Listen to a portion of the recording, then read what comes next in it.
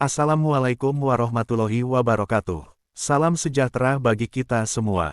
Selamat datang di channel YouTube saya, Bang F Channel. Sebelum video ini dilanjutkan, tolong isi di kolom komentar, dari kota mana Anda menonton video ini. Agar saya mengetahui cerita menarik apa saja yang ada di kota Anda. Terima kasih. Baiklah kita mulai videonya. Assalamualaikum warahmatullahi wabarakatuh. Hadirin dan pemirsa TV One yang saya hormati, guru kita Habib Munzir Al-Musawwa dengan bijak sekali menjelaskan kepada kita bahwa gunung makhluk, air makhluk, bumi makhluk, angin makhluk. Makhluk tidak mungkin bergerak sendiri. Ia tunduk kepada penciptanya. Jadi logikanya, mulai hari ini baik-baik dong sama yang bikin angin, supaya niupnya nggak kekencengan. Baik-baik dong sama yang bikin air, supaya datangnya sesuai kebutuhan kita. Baik-baik saya membuat gunung, supaya meletusnya pelan-pelan.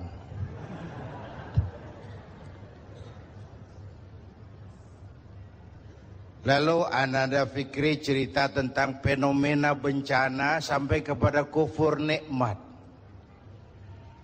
Tuh kalau geraknya, suaranya mirip saya, jangan heran. Karena memang kami bertetangga.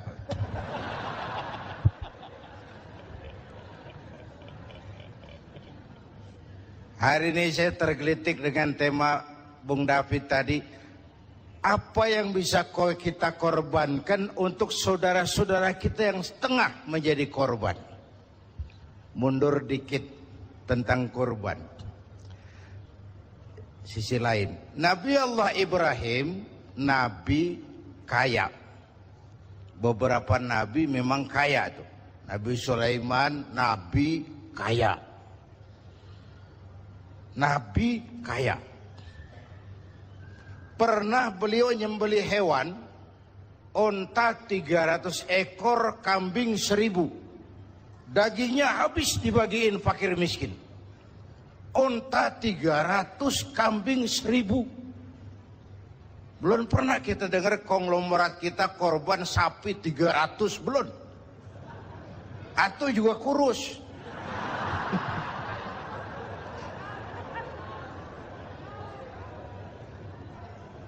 Onta 300, kambing 1000 disembelih, dagingnya habis dibagiin fakir miskin. Malaikat memuji, manusia kagum. Bukan main Ibrahim ini, kaya berani. Kalau miskin berani umum,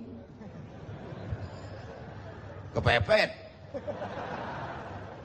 Kaya berani, sekali nyembelih hewan, onta 300, kambing 1000.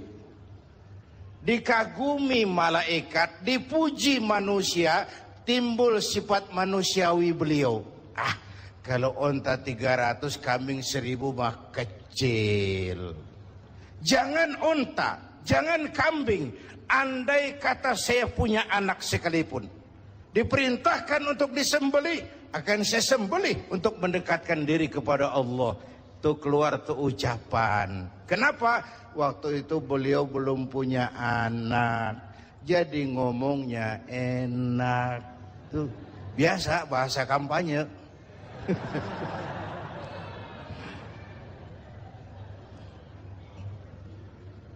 Saya mau potong ceritanya. Setelah punya anak bernama Ismail dari Siti Hajar, falamma balagha ma'ahu sa'ya, ketika Ismail sudah pandai usaha, sedang lucu-lucunya, anak sebiji mata wayang sedang lucu-lucunya, Dalam tidurnya beliau melihat perintah turun. Ya Ibrahim, uffi binuzrika. Ibrahim, bayar nazarmu. Nazar apa saya? Dulu ngomong apa, ingat enggak? Jangan unta, jangan kambing, anak pun akan saya sembelih. Laksanakan omonganmu, sembelih anakmu. Paginya dipikirin, ini semalam perintah Allah apa bisikan setan? Kalau bisikan setan jelas amat. Kalau perintah Allah kebangetan amat. Anak satu-satunya suruh potong, nenek-nenek kayak yang tuaan.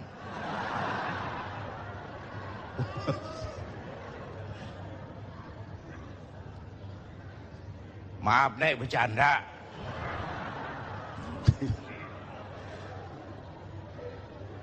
Tiga malam berturut-turut turun perintah itu, yakinlah Ibrahim ini perintah Allah.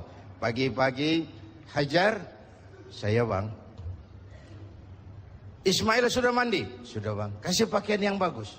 Mau dibawa ke mana bang? Mau dibawa ke mana bang? Kondangan. Berangkatlah anak dan bapak dilepas pandangan mata sang ibu. Saat itu iblis repot. Kapan dan dimanapun saja, kalau ada orang mau taat, ada orang mau ibadah, iblis repot. Gila ini. Anak sendiri mau dipotong. Kalau orang tiap orang imannya begini, sepi nerakanya. Ini harus digagalkan ini. Harus digagalkan ini. Iblis datang kepada Nabi Ibrahim.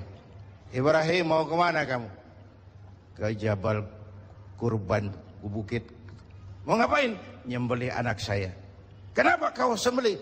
Perintah Allah. Oh jangan. Allah mah sentimen sama ente. Dia nggak pengen ente punya keturunan, makanya disuruh potong. Jangan, jangan. Saya mah kasih tahu nih, kita kan CS. Ini kalau bahasa Qur'annya, wa inni lakum minan nasihin. Saya kasih saran yang bagus, jangan dilaksanakan. Ini perintah Allah, iblis. Gak ada urusan sama kamu. Minggir. Suami mantap, iblis mikir lagi. Lewat bininya nih kali ini.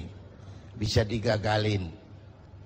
Biasanya kan perempuan lebih tinggi perasaannya dari pikirannya. Nih bisa nih digoda nih. Datang iblis kepada Siti Hajar. Hajar, kamu tahu mau dibawa ke mana anakmu sama suamimu? Gak tahu, katanya mau kondangan. Kamu dibohongin, mana ada orang kondangan bawa tambang sama pisau. Anakmu mau disembelih. Lah kok tegel-tegel itu? Kok sampai hati nyembelih anaknya sendiri? Katanya perintah Tuhannya Allah. Perintah Allah, perintah Allah. Iblis, kalau memang ini perintah Allah, jangankan cuma anakku Ismail, aku ibunya mau ikut disembelih. Gak ada urusan sama kamu. Minggir. Kita iblis ini lebih gila dari lakinya nih. Malah mau ikut minta dipotong sekalian. Dikira perempuan imannya lemah, malah mantep. Suami mantap, istri mantap, tinggal satu harapannya. Lewat Ismail kecil nih. Namanya juga ABG nih. Anak baru gede nih. Gampang nih urusan nih. Datang iblis kepada Ismail. Ismail. Ya om. Namanya ABG. Ya? Om iblis. Kamu tahu mau dibawa kemana sama bapakmu? Gak tahu. Kamu mau disembelih? Disembelih? Disembelih. Kok sampai hati bapak nyembelih saya? Katanya perintah Allah, Tuhanmu itu. Perintah Allah. Perintah Allah. Kalau perintah Allah itu, iblis. Zahir batin saya siap. Zahir batin saya ikhlas. Gak ada urusan sama kamu, iblis. Minggir. Iblis mau ngomong lagi, Ismail kecil ngambil kerikil. Idhab ya la'in. Pergi laknat, terkutuk kamu. Itu yang disimbolkan ngelontar tuh hiajiah. Itu simbol permusuhan abadi manusia sama iblis. Di Mina iblis kita sambitin, sampai pancoran tetap kita musuhin. Ini kan jamaah haji kita disuruh doang gembes banget ngelontarnya. Bismillahirrahmanirrahim, Allahu Akbar, joger. Gak ada kerikil, sendal, duar. Ngelontar setan. Selesai haji, selesai. Pulang ke tanah air, pulang. Sampai di Jakarta, ditemenin lagi setan. Tuh setan nyengir dong, lu kemarin nyambitin gue bohong-bohongan lo. Sekarang berteman lagi. Simbol permusuhan abadi manusia dengan iblis. Perintah dilaksanakan, Ismail diganti seekor kambing kibas, dan baru karunia lagi seorang putra yang bernama Ishak. Artinya apa? Nggak pernah rugi orang yang mau berkorban. Bapak Ibu dan pemirsa TV One yang saya hormati. Pada waktu di Cangkringan, bertepatan dengan Sumpah Pemuda, saya katakan bahwa kalau kita satu nusa, kalau kita satu bangsa, kalau kita satu bahasa, maka deritamu adalah deritaku, kesedihanmu adalah kesedihanku, air matamu adalah air mataku. Lalu apa yang bisa kita korbankan untuk saudara-saudara kita yang tengah menjadi korban? Pertama, saya bangga, saya bersyukur Bapak Presiden memilih berkantor di salah satu ruangan di Magelang, di kaki Gunung Merapi. Sosok dari pemimpin yang ingin dekat dengan rakyat bagaimanapun keadaan yang tengah dihadapi oleh rakyat. Ini mengingatkan ke saya waktu terjadi peristiwa hijrah. Di Mekah, diteror, di Mekah, difitnah, di Mekah, dimusuhi. Sahabat pada usul, kenapa enggak hijrah saja ya Rasul? Sabar, belum ada komando. Ketika perintah hijrah turun, sahabat dikumpulin, Nabi pidato. Tuan-tuan, labbaika ya Rasul. Perintah hijrah sudah datang. Lalu berangkatlah kalian lebih dulu ke Madinah. Tuhan, kapan ya Rasul? Belakangan. Kenapa belakangan? Kan enakan bareng. Kalian tahu, yang dikejar-kejar saya. Target nomor 1 saya. Yang mau dihabisi saya. Kalau kita hijrah bareng-bareng, kita diuber terus. Tapi kalau kamu lebih dulu berangkat hijrah, kamu akan sampai dengan selamat di Madinah insya Allah.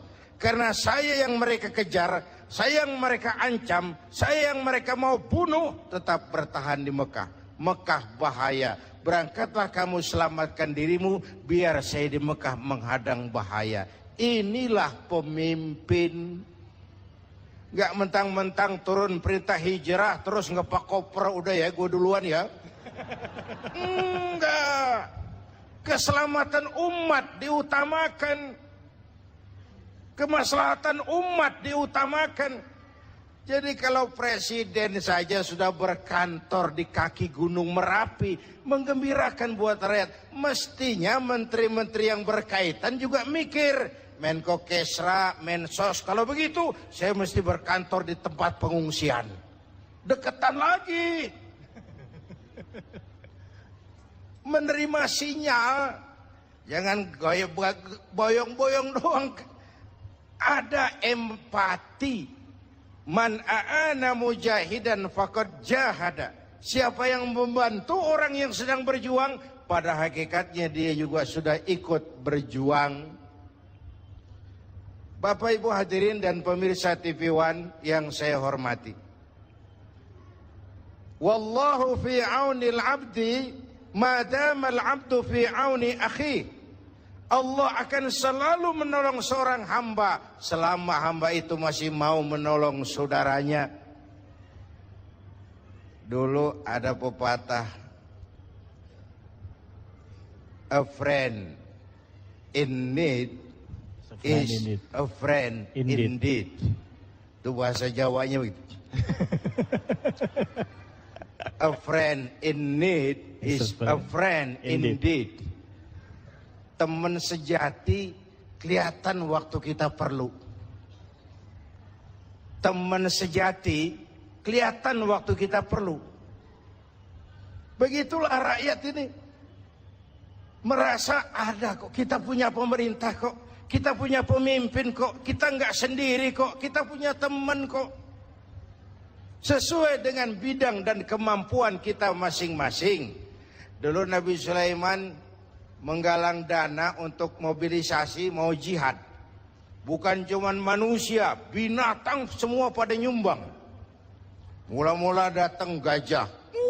Gajah nyumbang kebo. Datang kerbau, kerbau nyumbang ayam. Nyumbang kambing. Datang kambing, kambing nyumbang ayam. Datang ayam, ayam nyumbang burung. Datang burung, burung nyumbang belalang. Datang belalang, belalang nyumbang semut. Gajah yang nyumbang kerbau ngeledek. Belalang, kecil amat sumbangan lu semut. Liatin gue nyumbang kebo, kata gajah. Nabi Sulaiman senyum. Beliau bilang, al-hadiyatu biqadril muhdi. Jangan sombong ya. Sama gajah ngomongnya waktu itu. Jangan sombong ya. Biar kamu nyumbangnya kebo, itu belalang nyumbang burung. Pemberian mah sesuai kemampuan orang yang memberi.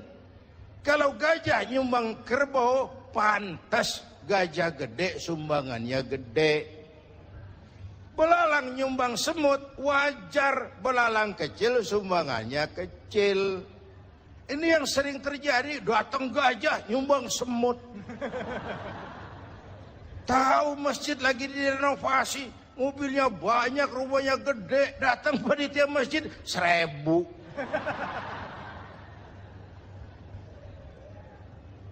Sesuai dengan bidang dan kemampuan kita masing-masing, ada rasa kepedulian.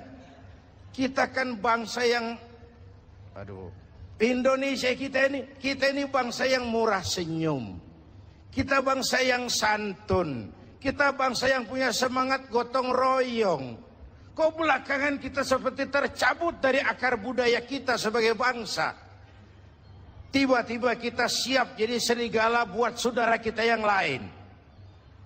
Tiba-tiba sikap gotong royong berubah menjadi individualis, menjadi hedonis, menjadi egois. Kemana itu kita yang santun? Kemana itu kita yang murah senyum? Kemana kita yang sifatnya gotong royong itu? Tercerabut dari akar budaya kita sebagai bangsa. Ini menyedihkan dan ini memalukan. Saatnya, kan kata guru saya dulu, bencana itu 3 macam. Kalau dia menimpa orang baik-baik, itu ujian. Kalau dia menimpa orang setengah baik, itu teguran. Kalau dia menimpa orang jahat, itu persekot. Musibah menimpa orang baik-baik, ujian. Kenapa diuji? Mau naik kelas. Innallaha idza ahabba 'abdan ibtalahu. Kalau Allah mencintai seorang hamba, diujinya itu hamba. Itu ujian. Kalau orang setengah baik, paro-paro, yang bangsa bikin malaikat bingung. Sedekah mau, nyolongnya lebih gede. Baca Quran suka, fitnah orang hobi. Itu yang begitu kena teguran. Kita ini kadang-kadang pede, terlalu lewat pedenya. Sujud nggak pernah, sama ulama jauh, sama habaib jauh, ke taklim nggak pernah datang, tiap hari bergelimang dosa. Begitu kena musibah, nyohor. Gue lagi diuji nih. Siapa yang uji? Lo.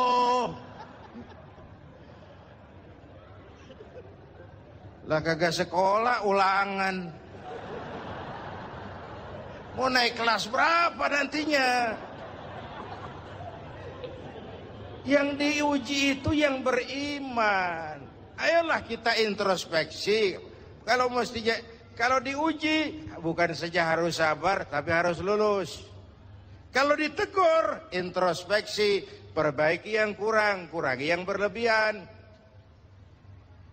Nah, kalau dipersekotin udah bukan istighfar lagi, taubat mestinya udah itu. Istighfar kan dosa yang kecil-kecilan, masa jolong sendal itu. Tapi kalau yang kelas-kelas kakap itu taubat, bukan sekedar astagfirullah, astagfirullah, taubat. Apalagi kita ini bangsa yang merdekanya, saya coba lihat, dengan keringat, air mata, darah, dan nyawa. Kita merdeka itu bukan pemberian Jepang, bukan hadiah Belanda, keringat, air mata, darah, dan nyawa. Bangsa yang ditempa seperti itu mestinya tegar, tahan banting, tidak cengeng, jatuh, bangkit, jatuh, bangun, jatuh, bangkit. Nggak dapat kesulitan lalu kayak ayam sampar. Ada saat bangkit. Orang mah, kalau orang Betawi kata nih, orang mah bang kalau udah biasa susah, ketemu susah, nggak kaget udah. Ya, emang udah lalap. Saya santri nih, biasa makan kangkung, datang ke rumah temen dikasih kangkung, makanan gue nih. Dikasih daging ayam lah nambah, emang apa? Orang tuh kalau biasa susah, ketemu susah, mestinya nggak kaget. Saya santri, biasa tidur di masjid, disuruh nginep di hotel, lah pulas. Pulas. Tapi yang biasa tidur di hotel, suruh nginep di masjid, encok. Kita ini bangsa yang ditempa oleh jatuh bangun. Istilah Bung Karno mengalami up and down. Up and down. Timbul, tenggelam, jatuh, bangun, rebah, tengkurap, jatuh, bangun, timbul, tenggelam. Bangsa yang ditempa seperti itu mestinya jadi bangsa yang tahan bantingan. Apalagi guru kita Habib Munzir tadi bilang 1001 hikmah selalu ada di balik musibah. Jangan pernah suudzon, buruk sangka kepada Allah. Harus dengan husnuzon, baik sangka kepada Allah, bahwa maslahatnya adalah untuk kepentingan juga, asal kita pandai-pandai melakukan introspeksi. Hadirin hadirat dan pemirsa TV One yang saya cintai, mendekati akhir dari siaran kita kali ini, sebelum dibacakan doa oleh guru kita Habib Munzir Al-Musawwa, saya ingin sampaikan catatan yang bersumber dari At-Taubah ayat 60. Bangsa yang paling banyak dapat bencana dan musibah itu Bani Israel. Penyebabnya ada beberapa. Pertama, kanu yakfuruna bi ayatillah. Mengingkari ayat-ayat Allah, kufur kepada ayat-ayat Allah. Itu yang pertama. Yang kedua, wa yaqtulunan nabiyyina bighairi haqq. Mereka membunuh para nabi tanpa alasan yang benar. Bayangin, nabi dibunuh. Ini udah mbahnya preman ini. Secara fisik. Di zaman kita sekarang banyak orang yang bunuh nabi. Bukan fisiknya, ajarannya yang dibunuh. Sunnahnya yang ditinggalkan. Kecintaan kepadanya yang dimatiin. Ahli warisnya dihabisin. Itu juga membunuh para nabi. Hadirin yang saya hormati, maka kita bersyukur dengan adanya majelis Rasulullah ini menjadi benteng kita menjaga apa yang ditinggalkan baginda Rasulullah. Yang keempat, zalika bima asaw, perbuatan maksiat yang melampaui batas. Terjadi penjungkiran nilai, yang benar dicaci maki, yang salah dijadikan idola. Yang hak jadi ma'ruf, yang munkar menjadi ma'ruf. Terbalik pandangan orang. Yang keempat, wa kanu ya'tadun, dan perbuatan yang sangat melampaui batas. Kalau maksiat terlalu banyak, Allah murka. Kalau Allah murka, bencana turun. Kalau turun bencana, nggak cuma orang zalim yang kena. Coba lihat Aceh, Serambi, Mekah, banyak saudara-saudara kita yang rajin sujud di sana, dihantam tsunami. Padang, negeri di mana adat Basandi, Sarak Basandi, Kitabullah, ribuan masjid terbangun, dihantam gempa, luluh lantak. Bencana kalau datang nggak pernah milih. Iya, kalau kita makan nangka kena getahnya, itu si resiko. Nggak makan nangka kena getahnya, itu sial dangkalan namanya. Tahu sial dangkalan? Jatuh ke sumur ketiban ember, nah itu sial dangkalan namanya. Jatuhnya udah sakit, tambah ketimbang ember lagi. Bencana kalau datang nggak pernah milih. Enak kalau gempanya ngasih tahu, Kiai mohon minggir ya, mau gempa ini. Sopan bener itu gempa. Bencana kalau datang, wattaqu fitnatan la tusibanna allazina zalamu minkum khassah. Takutlah bencana yang kalau turun tidak hanya menimpa orang yang zalim di antara kamu, yang baik-baik akan terkena juga bagiannya. Oleh karena itu, semoga banyaknya bencana di negeri kita ini memberikan semangat introspeksi buat kita semua. Ayo kita perbaiki yang kurang, ayo kita kurangi yang memang berlebihan. Yang tadinya jauh, ayo kita mendekat kepada Allah. Supaya dengan demikian makhluk-makhluk yang diciptakan Allah semuanya tunduk kepada perintah Allah.